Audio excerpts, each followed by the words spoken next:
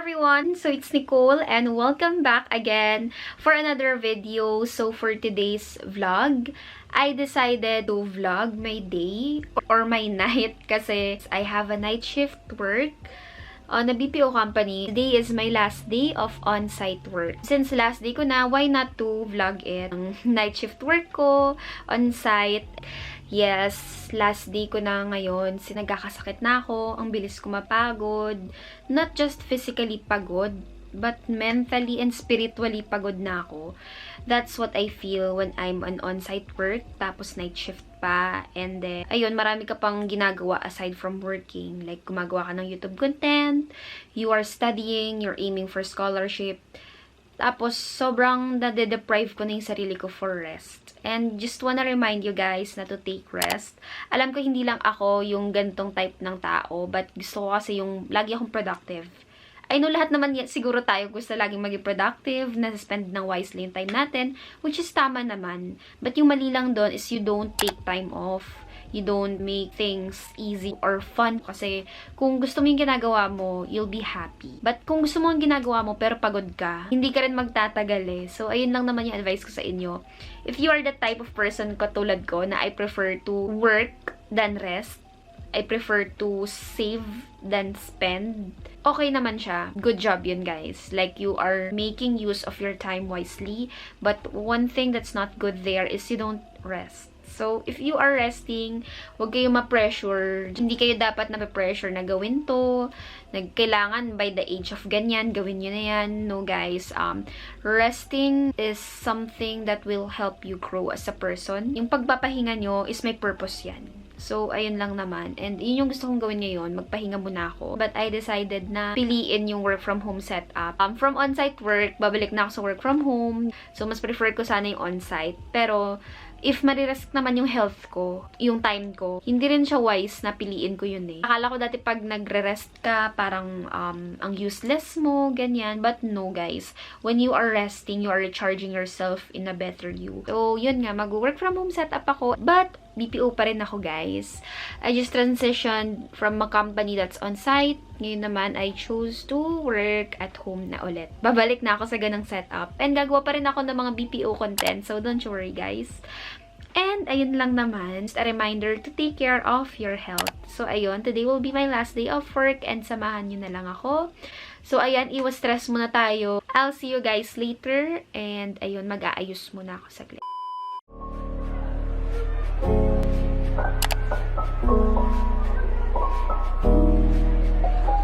Hi guys! So, OOTD check. Ito yung suot ko ngayon. I'm wearing yung brown khaki pants ko from Yes Style. Sobrang ganda niya. And super comfy. Yeah. And then, plain black t-shirt lang from Forever 21. So, super ganda ng fit neto. Anyway, today is 6 PM pa ng hapon. Ng gabi. And then, weird nga kasi medyo maliwanag pa. And then, dapat mabilis dumilim kasi months na. May liwanag pa. Anyway, paalis ako today. Medyo nagmamadali na lang ako kasi baka malate ako. And then, ayun, bet ko talaga yung fit ko ngayon. Very office-friendly lang, ganun. So, ayun, alis na ako. Bye, guys! See you later!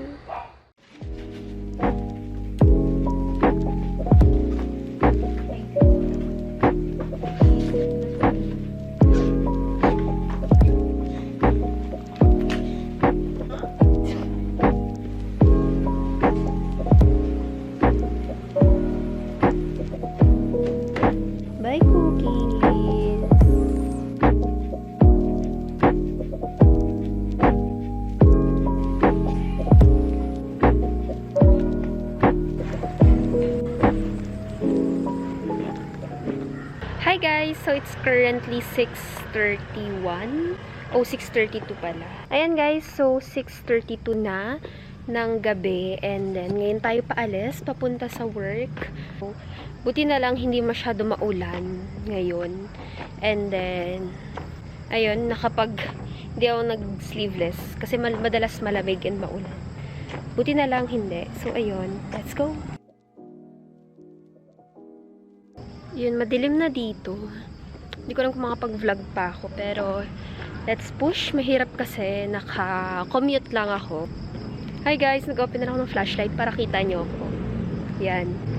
So, di ko alam kung makapag-vlog ako kasi madilim and then commute pa ako. So, medyo delikado maglabas-labas ng camera sa Taft tuloy, sa Ortigas. So, ayun, let's go. It's only right when you're with me.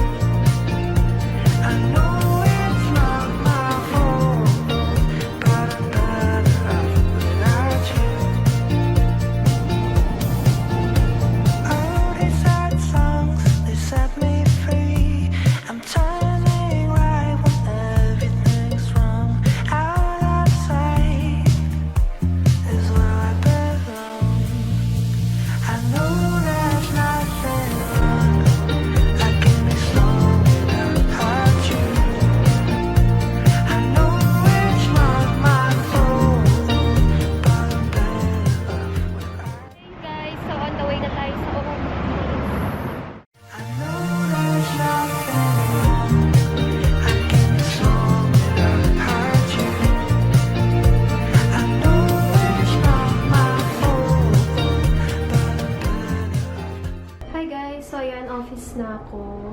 Sobrang haggard ng buhok ko.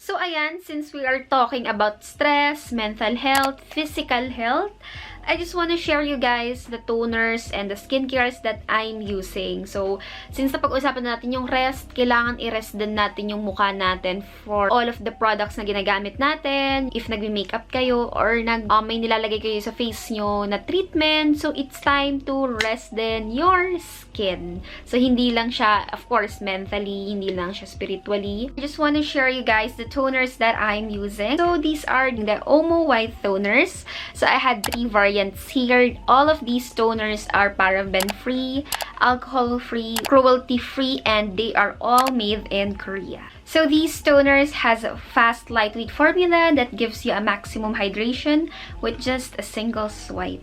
So I had 3 variants of OMO White Toners here, and all of these are made for a specific skin type to give your skin a maximum moisture and hydration that it needs. Yeah, to tell you honestly, I've been using these toners for 2 weeks already, and ito lang talaga yung ginagamit ko sa skin ko.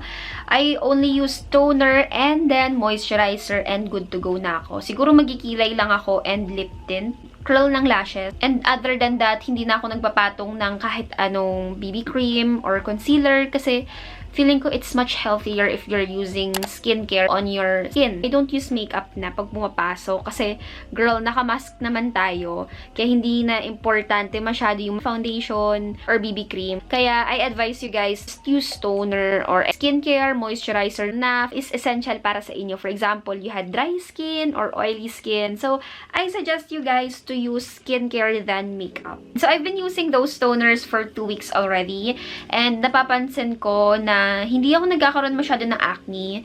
But still, I have acne pa rin ha. Don't get me wrong. Yung skin ko is not yet perfect. But compared before, hindi talaga ako nagkaka-acne, which I expected na magkakaroon ako because I am so exposed with pollution. Nagko-commute ako, pupunta ako on-site. Puyat pa ako as a BPO agent. But because of this toner, I having those acne problems.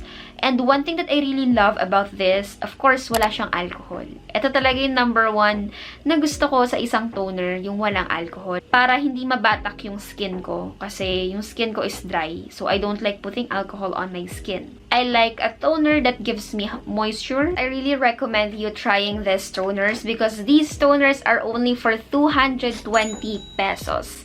Yes, 220 pesos each lang sila. So for 220 pesos, you already had 150 ml of toners available on Robinson supermarkets, department stores, and also on Shopee and Lazada. So I'll put the link down below.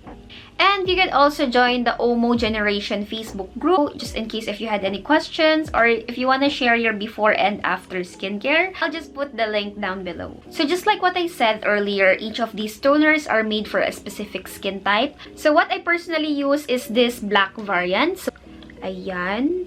I decided to use this toner because it has an activated charcoal and this is made for normal to combination skin type. Since yung skin type ko is dry to normal and minsan nagkakaroon ako ng combination skin, this is my favorite toner personally because it really works on my skin. Next toner is this Acne Clear White for oily and acne-prone skin. So, wala naman akong oily to acne-prone skin. So, I let my sister use this toner.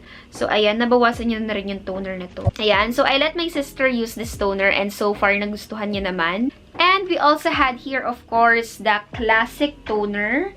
This is the OOTD White Toner for normal skin type, and really recommend you this because it will help you cleanse your skin, reduce your fine lines, your acne, and it also helps you to brighten your skin. So yeah, this is a must try, guys. That's basically it for my skincare. Pansin ko rin na mas okay gumamit ng skincare if lalabas, lalo na if magmamask ka lang naman. Mas okay na i-breathe mo yung skin mo. Ayun lang naman, guys. So I'll see you guys later. So bye muna! Missing someone